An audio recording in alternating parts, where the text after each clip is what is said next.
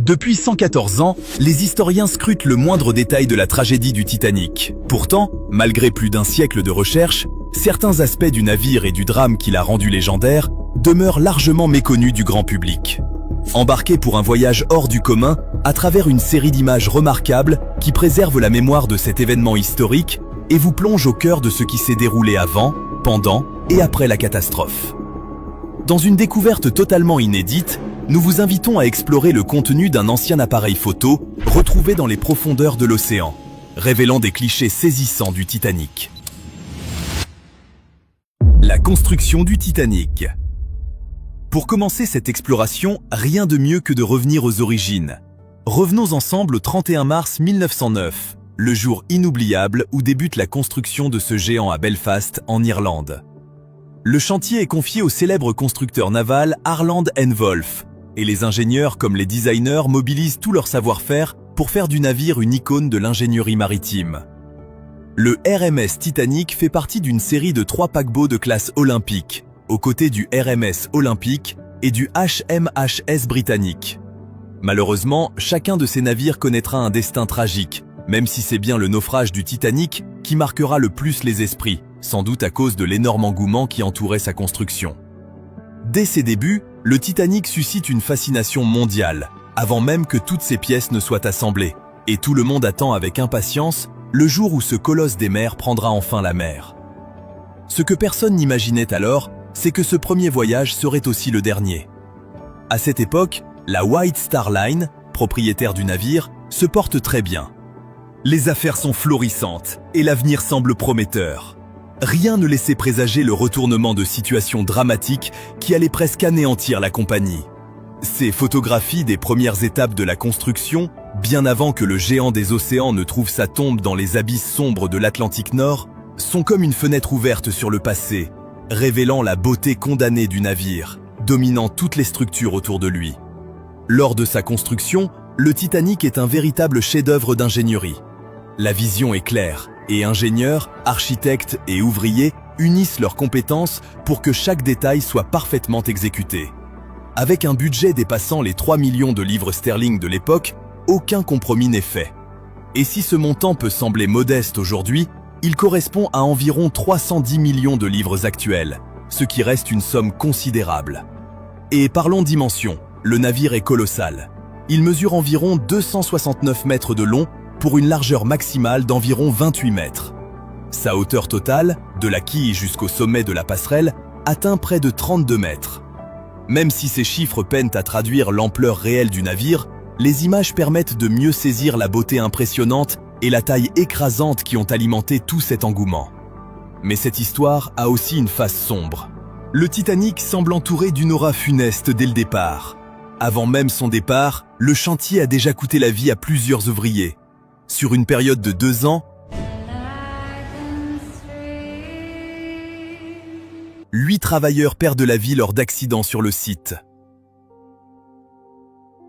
Le 31 mars 1912, le Titanic est enfin mis en service. L'événement attire l'attention du monde entier et les foules se pressent pour découvrir de leurs propres yeux la plus récente merveille des océans. Mais la situation va basculer très rapidement, sans que personne ne s'y attende. Le voyage inaugural. Pendant 2 ans, le monde attend que la construction du Titanic s'achève et que le géant des mers appareille pour la première fois. Le 10 avril 1912, devant une foule immense estimée à environ 100 000 personnes, parmi lesquelles des spectateurs et des journalistes venus de partout, le moment tant attendu arrive. Pourtant, ce n'est pas la première fois que le Titanic touche l'eau. Le navire avait quitté Belfast, où il avait été construit, pour rejoindre Southampton le 2 avril 1912. Ce voyage inaugural, devenu tristement célèbre, devait transporter des milliers de passagers, parmi lesquels certaines des personnalités les plus riches et les plus influentes de l'époque, depuis Southampton, en Angleterre, jusqu'à New York, aux États-Unis. Un événement suivi avec fascination par le monde entier. Personne ne s'attendait à ce que tout bascule en si peu de temps. Le voyage inaugural devait conduire les passagers de Southampton à Cherbourg, en France, puis à Queenstown, en Irlande, avant de traverser l'Atlantique jusqu'à New York. Le trajet retour était prévu de New York à Plymouth, puis Cherbourg et enfin Southampton. Petite anecdote intéressante, au moment où le Titanic se préparait à appareiller, une grève du charbon était en cours. Le combustible utilisé pour alimenter le navire a donc été récupéré sur d'autres bateaux de la flotte de la White Star Line. Même si la grève a pris fin avant le départ, il n'y avait tout simplement pas assez de temps pour livrer le charbon nécessaire. Le certificat de passager autorisait le navire à transporter jusqu'à 3547 personnes, 905 en première classe, 564 en deuxième classe et 1134 en troisième classe. Aux commandes de cette gigantesque machine maritime se trouvaient 944 officiers et membres d'équipage, dont beaucoup perdront la vie en tentant de sauver le plus grand nombre possible de passagers. Alors que le Titanic s'apprêtait à quitter le port, un incident bref mais marquant s'est produit. Un événement qui aurait pu retarder le départ et peut-être même éviter le drame. En quittant le quai, le paquebot a déplacé une énorme masse d'eau, provoquant le déplacement du SS New York, un autre navire amarré à proximité. Le SS New York s'est détaché de ses amarres et a commencé à dériver dangereusement vers le Titanic. Des milliers de spectateurs, enthousiastes quelques instants plus tôt, ont assisté à la scène avec effroi. Heureusement, la situation a été maîtrisée et le Titanic a finalement poursuivi sa route. Après le naufrage, certains ont vu dans ce retard un possible avertissement, comme si le destin cherchait à envoyer un signal. Mais il est impossible de savoir ce qui se serait passé si le Titanic était resté à quai ce jour-là. Ces images du voyage inaugural nous donnent un aperçu de l'ampleur de l'impact et de la popularité du navire. Elles nous replongent dans les instants qui ont précédé l'un des désastres maritimes les plus célèbres de l'histoire. Pourtant, au moment du départ, la plupart des personnes à bord ignoraient qu'un sérieux problème se développait déjà dans les soutes à charbon. Incendie dans la coque. Saviez-vous que le Titanic était en feu lorsqu'il a pris la mer pour la première fois? Aussi incroyable que cela puisse paraître, le paquebot luttait depuis 10 jours contre un incendie actif dans les soutes à charbon avant même son départ. Depuis plus d'un siècle, les historiens débattent du rôle exact qu'a pu jouer cet incendie dans le destin final du navire. Sur certaines images, on distingue clairement les traces de dommages sur la coque, ce qui laisse penser que le Titanic était fragilisé dès le départ. Selon les rapports de l'enquête menée peu après la catastrophe, les équipes chargées de maintenir le navire en état ont combattu ce feu sous le pont pendant des jours, sans jamais parvenir à l'éteindre complètement. Même si l'origine exacte de l'incendie reste incertaine, les dégâts causés à la structure du navire sont indéniables. Et s'il est établi que le feu n'est pas la cause directe du naufrage, les dommages qu'il a provoqués ont joué un rôle important dans le déroulement du drame. Le journaliste Senan Molony, qui étudie depuis des années les zones d'ombre entourant la tragédie du Titanic, a découvert ces photographies dans un grenier en Angleterre. En observant attentivement la coque, on remarque une large marque sombre d'environ 9 mètres de long, témoignage évident des effets de l'incendie. Fait troublant, c'est précisément à cet endroit que le Titanic a percuté l'iceberg, scellant la fin de son voyage. À la lumière de ces découvertes, on ne peut s'empêcher de se demander si le destin du navire aurait été différent sans ces dommages préalables. Mais une autre question demeure. Pourquoi les responsables ont-ils décidé de prendre la mer en connaissant ces risques? Était-ce un excès de confiance ou une sous-estimation du danger pour les passagers et l'équipage? À ce jour, la réponse reste floue. Ce détail essentiel montre surtout que le naufrage du Titanic résulte d'un enchaînement complexe de problèmes, présents bien avant le départ. Comme si plusieurs facteurs indépendants s'étaient alignés, menant à l'une des plus grandes catastrophes jamais connues. Et pourtant, ce n'est pas fini. Il existe encore des aspects méconnus et troublants de ce drame. Et les prochaines révélations risquent de vous surprendre. L'iceberg qui a coulé le Titanic. Un autre acteur majeur de cette histoire vieille de plus d'un siècle est sans doute l'iceberg qui a envoyé le Titanic au fond des eaux glacées de l'Atlantique. Dans la nuit du 14 avril 1912, le paquebot a rencontré son destin alors qu'il avançait dans l'obscurité, sans se douter que la zone était parsemée d'icebergs capables de faire sombrer n'importe quel navire, même celui que l'on disait insubmersible. Mais d'où venait exactement cet iceberg? Et que sait-on réellement de son origine? Selon plusieurs hypothèses, l'iceberg responsable pourrait provenir du glacier Jakobshavn, près de la baie de Disko, sur la côte ouest du Groenland. Ce glacier se serait détaché en 1910 ou 1911, avant de dériver vers le sud avec le courant du Groenland occidental. Lorsque le capitaine Edward John Smith et son équipage mettent le cap sur New York, ils savent parfaitement que la zone de glace dérivante est plus étendue et plus au sud que les années précédentes. Et ce n'est pas tout. Le Titanic aurait également reçu plusieurs messages radio d'autres navires ayant traversé ses eaux, signalant la présence de champs de glace et d'icebergs. Le premier avertissement est envoyé par le paquebot français La Touraine le 12 avril vers 17h46, indiquant la présence de glace épaisse dans la zone où le Titanic connaîtra plus tard son sort. Le 13 avril, le Titanic croise aussi le vapeur Rappahannock de la compagnie Furness Wheezy qui faisait route vers l'est. On ignore s'il a transmis un avertissement clair, mais le Rappahannock avait lui-même subi des dommages à cause de la glace, ce qui laisse penser que l'information a pu être partagée. Le jour même de la catastrophe, le Titanic reçoit encore plusieurs signalements de glace, tous ignorés. Le premier provient du Caronia, vers 9h12 du matin. Le message mentionne des icebergs, de la glace dérivante et de vastes champs de glace sur la route. Le capitaine Smith, très confiant, se contente de répondre par un simple « merci ». Vers 11h47, le navire néerlandais Noordam transmet à son tour un avertissement, relayé par le Caronia, signalant une grande quantité de glace et un trajet risqué. Là encore, le message est minimisé. Au fil de la journée, d'autres alertes parviennent au Titanic, sans provoquer de changement notable. Finalement, le paquebot heurte un iceberg et sombre, causant la perte de plus de 1500 passagers et membres d'équipage. Aujourd'hui, des chercheurs évoquent la découverte d'un ancien appareil photo retrouvé dans les profondeurs de l'océan, qui révélerait des images saisissantes liées au Titanic. Entre alors en scène le marin W. Wood, photographe passionné et capitaine du SS Estonian à l'époque. 2 jours avant le naufrage, il aperçoit un iceberg d'une taille exceptionnelle, au point de s'arrêter pour l'observer. Il le photographie et note précisément ses coordonnées. Fait troublant, ces coordonnées correspondent à l'endroit exact où le Titanic a percuté un iceberg et a coulé. S'agissait-il de l'iceberg responsable du drame?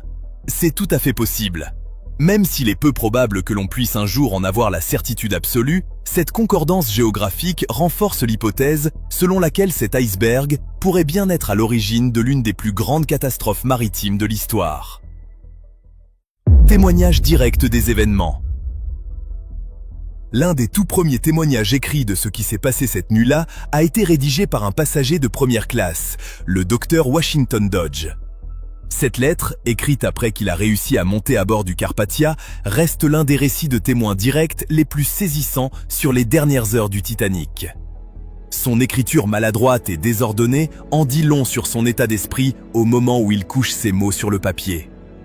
Le Dr Dodge était une personnalité reconnue à San Francisco, à la fois médecin, banquier et homme politique.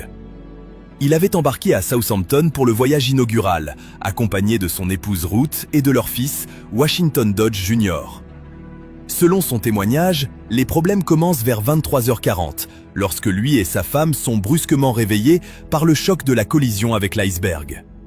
Il explique s'être immédiatement levé pour se rendre sur le pont et se renseigner sur les dégâts, inquiet pour la sécurité de sa famille. On lui affirme alors qu'il n'y a aucun danger, ce qui le pousse à retourner dans sa cabine.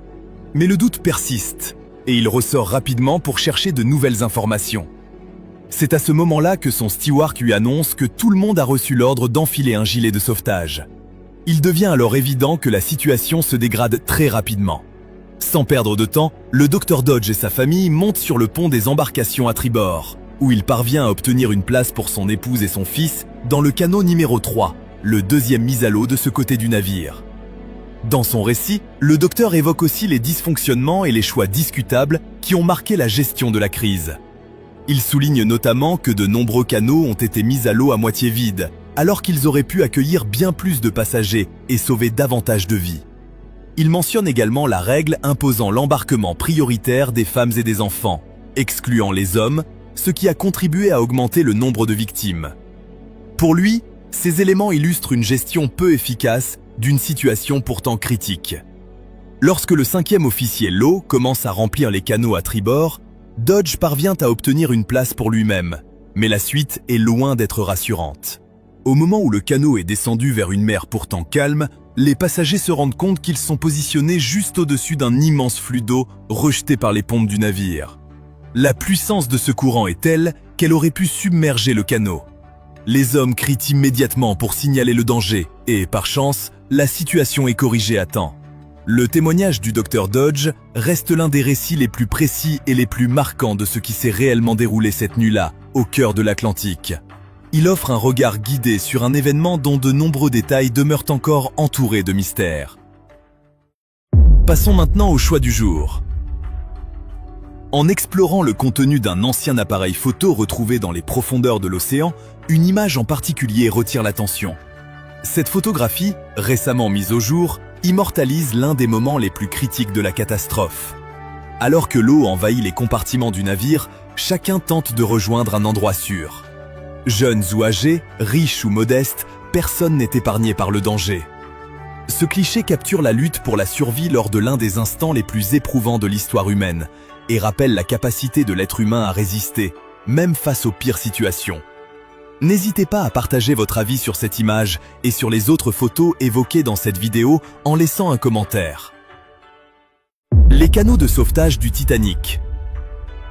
Alors que les dernières heures du navire s'égrènent, les opérations d'évacuation s'organisent pour tenter de sauver un maximum de personnes, en remplissant les canaux et en les envoyant dans la nuit froide et sombre. Cette nuit-là, le Titanic transporte 2209 personnes, et un peu plus de la moitié d'entre elles perdent la vie dans la catastrophe. Pour un navire d'une telle capacité, il est frappant de constater qu'il ne disposait que de 20 canaux de sauvetage. Sur ces 20, seuls 18 ont réellement été utilisés, et beaucoup n'étaient même pas remplis au maximum. Cette situation s'explique en partie par la crainte généralisée que les canaux ne cèdent sous le poids, ce qui a encore aggravé l'ampleur du drame. Se pose aussi la question de savoir pourquoi de nombreux canaux ne sont pas revenus chercher d'autres passagers.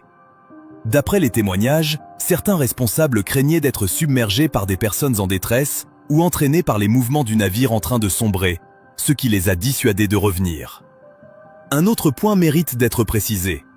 Même si l'absence d'un nombre suffisant de canaux continue d'interroger, le Titanic respectait en réalité les normes de sécurité en vigueur à l'époque. Selon la réglementation maritime de ce début du XXe siècle, le navire embarquait le nombre requis de canaux. On peut donc dire que le Titanic a été victime de règles de sécurité devenues obsolètes. Plus troublant encore, il est établi que la White Star Line souhaitait limiter au maximum le nombre de canaux, privilégiant l'esthétique du navire au détriment de la sécurité des passagers et de l'équipage. Les concepteurs estimaient que le Titanic resterait à flot suffisamment longtemps en cas d'accident pour permettre une évacuation complète. Mais la réalité a été tout autre, et le paquebot a sombré bien plus rapidement que prévu. Aujourd'hui encore, la question du nombre insuffisant de canaux continue de susciter débats et réflexions, notamment sur les responsabilités morales et les décisions qui ont conduit à la perte évitable de milliers de vies. La rupture du navire. En approfondissant le mystère qui entoure la tragédie du Titanic, une question revient sans cesse. Pourquoi le navire s'est-il brisé en deux? Suivez-nous tandis que nous tentons de comprendre les événements qui ont mené à cette rupture. Quelques minutes seulement après la collision, le paquebot avait déjà embarqué une quantité considérable d'eau par la brèche ouverte dans la coque. Vous vous souvenez de cette coque évoquée plus tôt et du rôle joué par l'incendie dissimulé dans les soutes à charbon? À ce stade, la plupart des passagers avaient compris que le navire finirait par couler, mais personne n'imaginait une issue aussi rapide. À mesure que l'inondation s'accélérait, la brèche laissait entrer toujours plus d'eau, envahissant les ponts inférieurs et de nombreux compartiments. Cela provoquait un déséquilibre massif du poids du navire. Il faut se rappeler que le Titanic mesurait près de 269 mètres de long. Le poids colossal de l'eau accumulée exerçait une pression extrême sur la structure, déjà fragilisée. Vers 2h17 du matin, un peu plus de 2 heures après l'impact, la coque du Titanic commence à se rompre. La cassure se produit entre la 3e et la 4e cheminée, ces immenses structures soutenant le système à vapeur. Cette zone était plus vulnérable que le reste, et surtout assemblée avec des rivets en fer de qualité médiocre, connus pour devenir cassants sous contraintes extrêmes.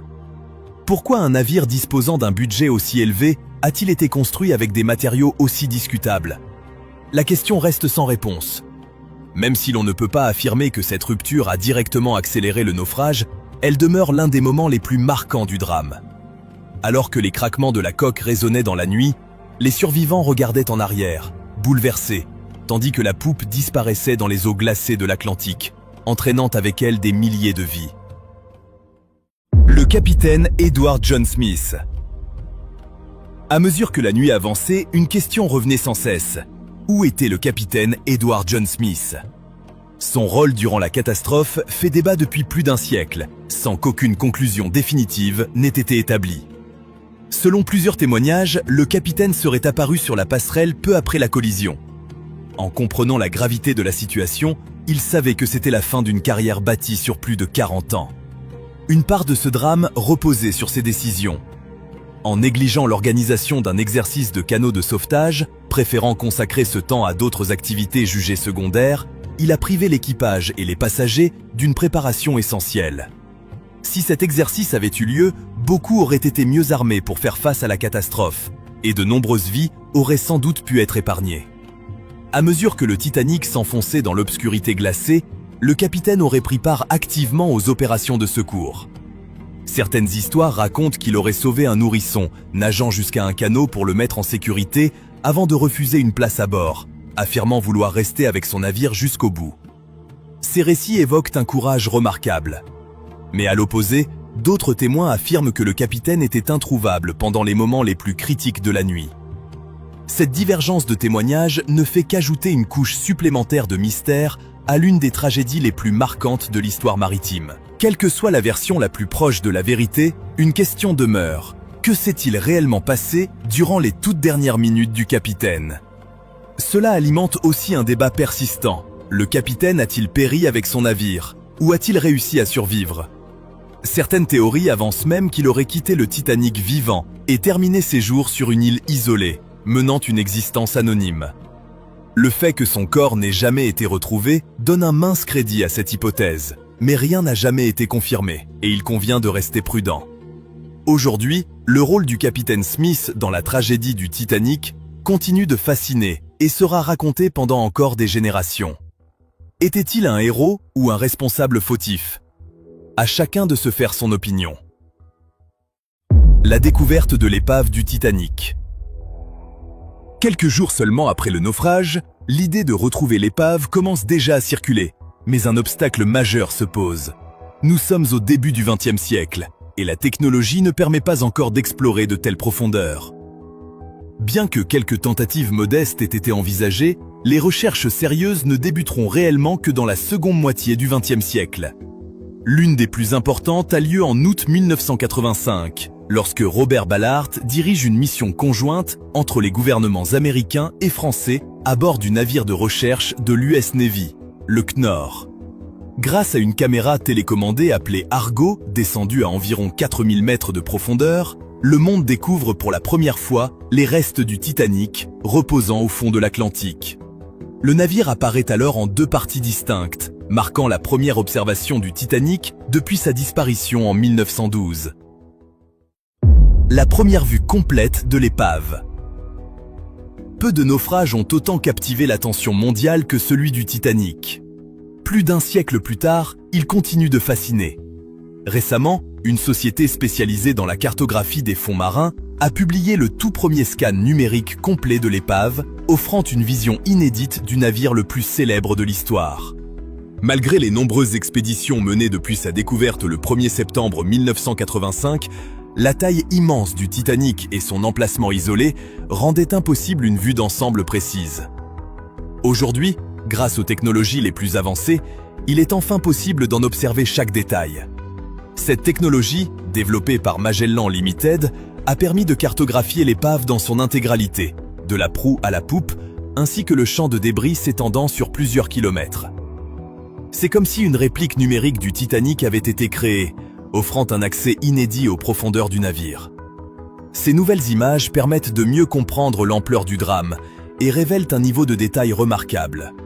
Le projet est même considéré comme la plus vaste opération de scan sous-marin jamais réalisée, générant 16 téraoctets de données, plus de 715 000 images fixes et des vidéos en résolution 4K. Grâce à cette modélisation, les scientifiques espèrent enfin explorer des zones restées inaccessibles pendant des décennies et reconstituer, pièce par pièce, l'histoire perdue de la tragédie du Titanic. N'oubliez pas le pouce en l'air si la vidéo vous a plu. Et surtout, abonnez-vous et activez la cloche des notifications.